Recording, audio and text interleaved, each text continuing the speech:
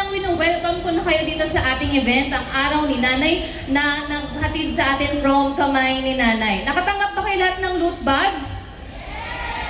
Yan. So itong ating Araw ni Nanay event, this is all for the moms na talagang alam natin na number one supporter natin. And itong araw, wala muna tayong mga task, kundi mag-enjoy, mag-celebrate, and deserve ng ating mga nanay na ma-feel nila na nakikita sila, napapakinggan. And yung mga nanay natin, deserve nila ng day off. So ito si Kamay ni Nanay. Ito po ay hatid sa inyo ni Kamay ni Nanay, ang Araw ni Nanay. Sana po mag-enjoy kayo lahat. And sana po is malibot nyo lahat ng ating booths dahil itong ating Araw ni Nanay, minsan lang siya mangyari. And welcome po lahat ng kinds of nanay, mga biological mom natin, mga stepmom, or minsan yung mga tatay na nagiging moms din natin, mga tita na nagiging moms natin. Yun lang, hope na mag-enjoy kayo lahat hanggang matapos itong event.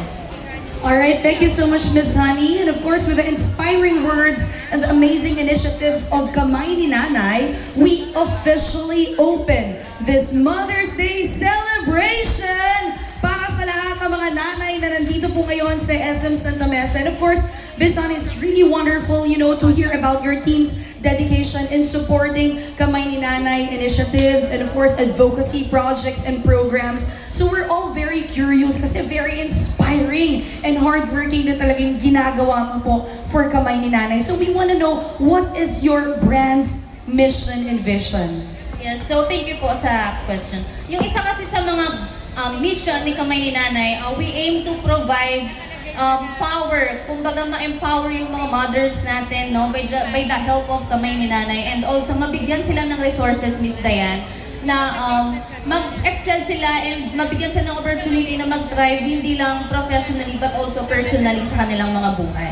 And with Coms and Vision naman, gusto namin makita na all kinds of nanay, makapag-create tayo ng community where ma-feel nyo na safe kayo to join, no? And ma-feel nyo na safe kayo to share your experience pag may mga struggle kayo.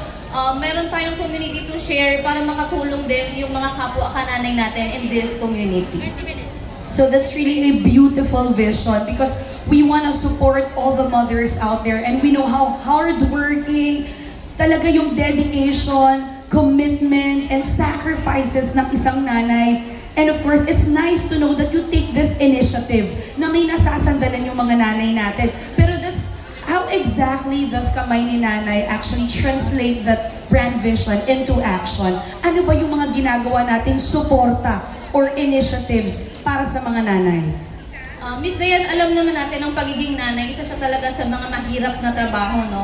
That's right. Kahit na anong i-compare mong trabaho sa kanila, ang pinakamahirap talaga yung nanay talaga. So we provide sa ating mga mommies ng mga workshops, ganyan, or di kaya mga tips on parenting, lalo na sa mga first-time moms na struggling pa sila kung paano talaga maging isang nanay. So we help them by just providing workshop, and also nagpo-provide din kami, gusto rin namin sila magkaroon ng sariling income kahit na nanay na sila, ay kahit na stay at home, by just giving them or doing them as an affiliate sa mga ating social media platform. That's really a nice idea because ako po kasi, I gave birth during the pandemic.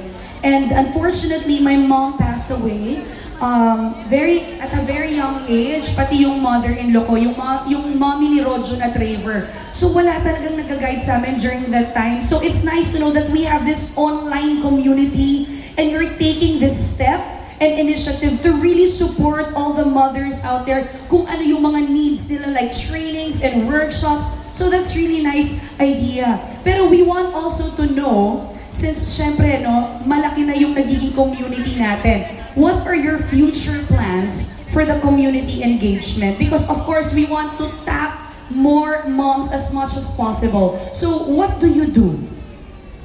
Kahit na alam naman natin na madami na yung community ni Kamay ni Nanay, syempre meron pa rin tayong mga mothers na hindi pa rin nare-reach out. So yun po yung aming one of the goals na gusto namin ma-achieve, na even on the rural areas, yung mga hindi natin masyadong nare-reach, yung mga may hina ang internet, ganyan. Gusto namin silang ma-reach para ma-involve sila doon sa aming ginagawang communities or doon sa aming organization na binubuo. Though marami na sila, but we go to gain more pa ng mga mothers.